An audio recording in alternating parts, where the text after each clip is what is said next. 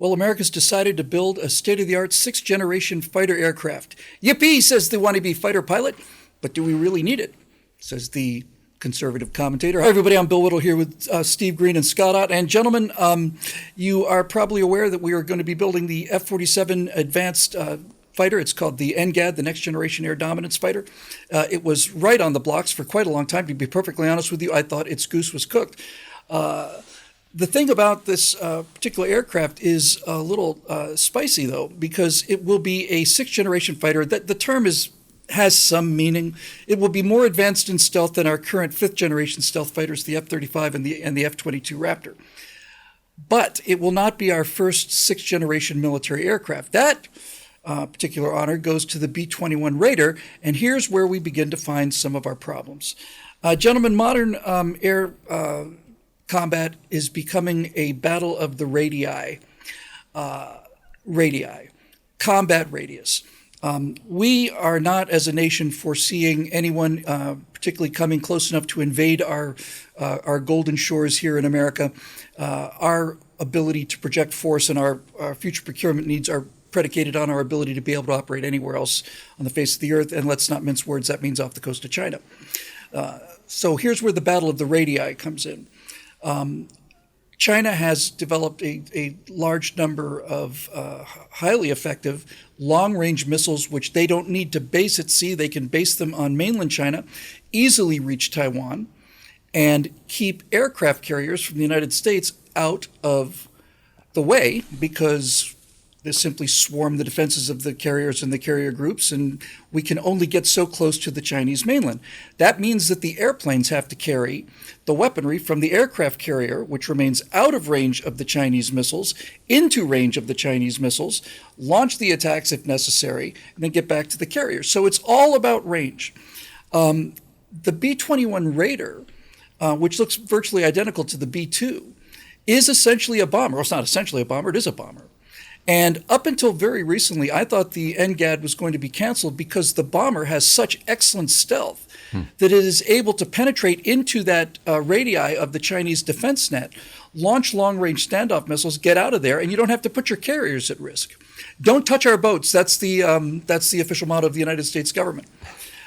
Steve, the argument for the B-21 replacing fighter aircraft has been that missile technology now is so advanced that we have 200-mile standoff missiles, and that the idea of dogfighting is a thing of the past. And I have to tell you, as a person who spent his career studying, admiring, and practically worshiping John Boyd, who ran into this exact same problem in the 1960s, it took an awful lot for me to be convinced that the arguments that John Boyd made in the 60s correctly don't apply anymore, but they don't. The technology has gotten so good now that I do think that dogfighting is essentially a thing of the past. So, do we need... It will be so exceptional as to...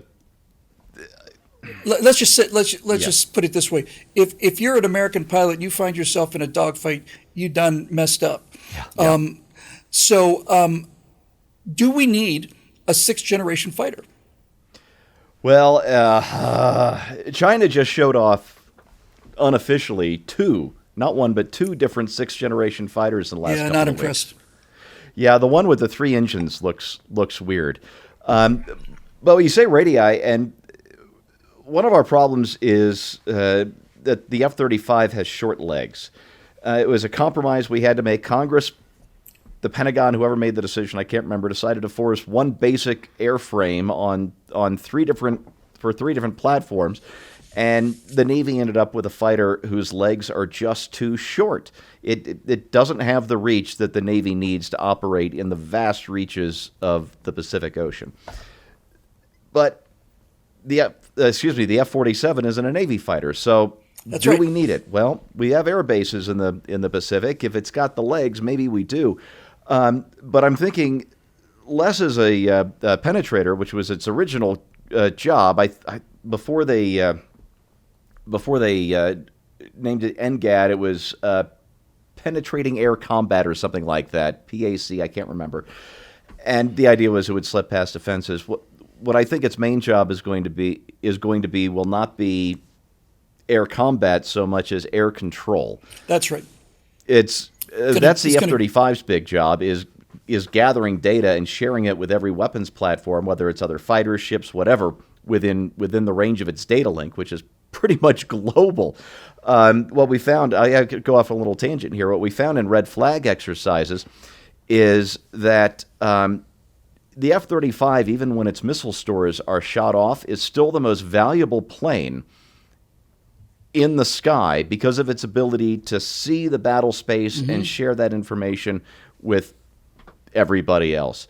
It's a phenomenal plane in that sense. And I think the F-47's job is going to be to do that on steroids with better stealth and more ability to control more more unmanned things, more drones, essentially, drone swarms. What worries me is that the program has been such a mess up to this point. They're talking about fielding this thing in the next decade. If this thing is going to have it's obsolete by the time it flies. If this thing is going to have life, well, apparently they've been flying the prototypes for up to 5 years now. So that gives me some hope. But if they're talking about not fielding the first combat unit for up to a decade, we got a lot of fire under Boeing and speed this up. Because as any fighter pilot can tell you, speed is life. Speed is life. Scott, he said the magic word. He said the word Boeing.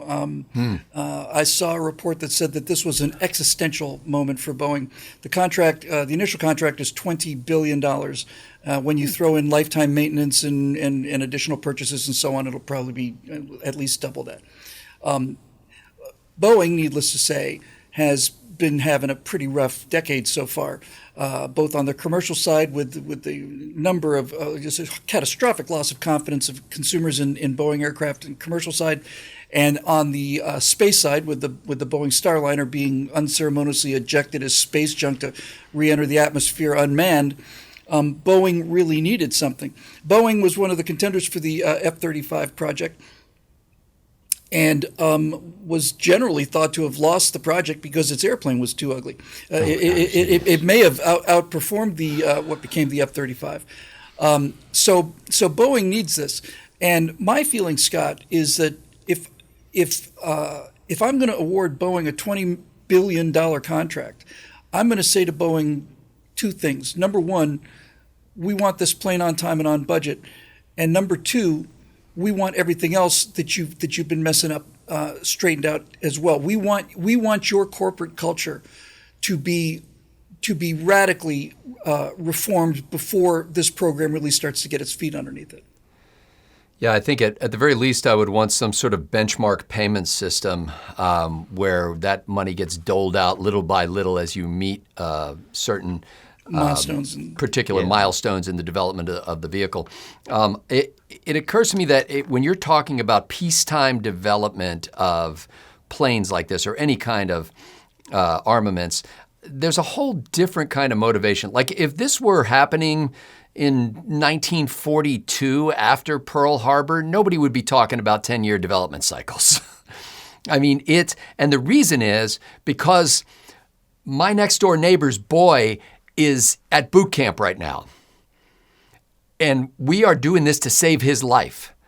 And I don't get the sense from our aerospace industry partners, when you look at it that way, that there's any kind of passion like that driving the quality and the speed and the efficiency of the development of these kinds of weapons. It is that what made it possible for us to create so many new things during World War II and to do it with such great speed because everybody had skin in the game. Everybody knew somebody. Everybody was related to somebody whose life was at risk if we didn't win this thing. And in a greater sense, we thought all of our lives were at risk for this. I think there are a couple of effects. When the president talked about this in the Oval Office, and as he is wont to do, he had some of the media in there as they were making this announcement. When he talked about the F-47, I got the sense that part of this sounds weird, but part of this was a PR thing, a signal, a shot across the bow to our enemies and a message to our allies this F-47 means you don't F with 47. And I really think that that's part of it. It is, let me send you a clear signal about what we mean. We are not afraid to invest in this, like Ronald Reagan's so-called Star Wars missile defense system. Yeah. It was a symbol of our determination to be ready. As you know, it's great to hear a defense secretary like Pete Hegseth perpetually referring to our war fighters and to the honed mission of the Pentagon to equip those war fighters with the best we have so that they can conduct the business of war. And so I do really think that's a big part of it. And I think the impression Trump meant to give with the announcement of the F-47 is, for our enemies, hey, listen, China, we'll be rebuilding your country before you realize that you've been attacked. That's what's going to happen with this F-47. It is going to come upon you with fire and fury in a way that you've never seen, with stealth and surprise. And you don't have anything like this. Even if you announce that you have a sixth-generation fighter, your sixth-generation fighter is like a third generation to the United States of America. Hey, Bill, can I of course throw in just one last thing? One of the reasons we're so far behind is the Pentagon has never followed Commander Salamander. He's the best mill blogger out there, retired Navy officer. Commander Salamander's rule, which he has to be anonymous, that you never stop building the current thing until you have the next thing ready to go. Exactly. The USS Ford is so late, we could have had a 13th and a 14th Nimitz ready to replace the Nimitz and whatever followed the Nimitz carriers. So we would at least have two new carriers that we know how to work before all of this stuff hit the fan. It's the same thing. The F-47 was a replacement for the F-22. The last F-22 was built, I think, in 2008 or 2009, and we only built 187 of them. Only about 160 of them were ever combat capable. And due to wear and tear, we could probably only get, with great effort, maybe 120 of them in the air at the same time. You don't need but 4 of them, though, to fight to fight World War III. I had been reluctantly convinced, when it looked like NGAD was going to be canceled, that the argument in favor of the B-20, in favor of the Raider, the B-21 Raider, was a good argument. The Raider has a much longer range. It's a much bigger aircraft. The chance of actually getting into a dogfight is, in modern air combat, extremely low. The entire argument to say that the age of the manned fighter jet was over was compelling, and I bought all the reasons for it, and I got myself to the point where I said, I suppose this makes sense, but I never felt comfortable with the idea of dropping the NGAD. It never, ever felt comfortable. It bothered me in my guts for a reason that I couldn't quite put my finger on. And when it was announced, I realized what that reason was. First of all, if we're building the world's first sixth-generation air dominance fighter, that means we don't get any nasty surprises. That's my number one reason for wanting to go ahead and build this aircraft, is so that we don't get any nasty surprises. We've had nasty surprises before. We've seen Tiger tanks appear on the battlefield. We've seen the MiG-15 appear in the skies over Korea. We saw the MiG-25, which turned out not to be much of a threat, but scared the bejesus out of us in the 70s. If you're on the cutting edge, you don't get any nasty surprises. They get the nasty surprises. That's how I kind of like things. Yeah.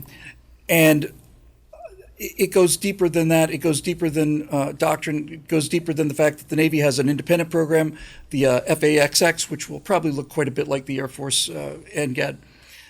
It goes to something much simpler than that. It goes to a trip that I took down the Florida Turnpike when I was probably 9 or 10 years old, with my dad in our 1972 Mercury Marquis station wagon, traveling down the Florida Turnpike. In those days especially, there were all sorts of little stops, all kinds of little, Snake World and Garden of Magnolias and, the Wacky House and all that stuff.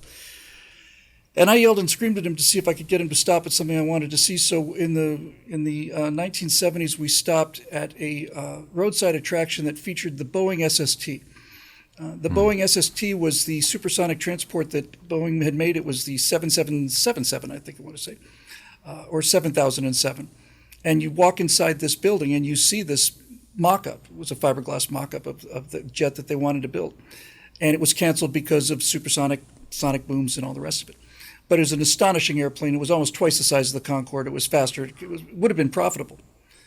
And I'm looking at this airplane, and I just remember my dad looking at the airplane, and he just turned to me and he said, Billy, you're either going forward or you're going backward. And I thought, yeah, Dad, that actually kind of makes sense to me. I'm Bill Whittle here with Steve Green and Scott Ott. Thanks very much for joining us. We'll see you next time right here on Right Angle.